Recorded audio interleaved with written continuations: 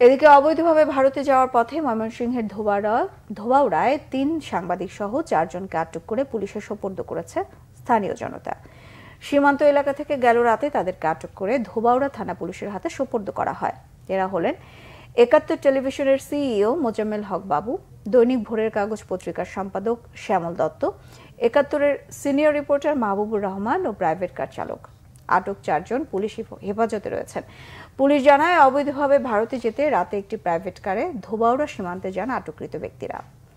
ধোবাউড়া থানার ভারপ্রাপ্ত কর্মকর্তা চান মিয়া বিষয়টি নিশ্চিত করেছেন। তবে সাংবাদিকদের ক্যামেরায় ছবি ও ভিডিও ধারণ করতে দেওয়া হয়নি।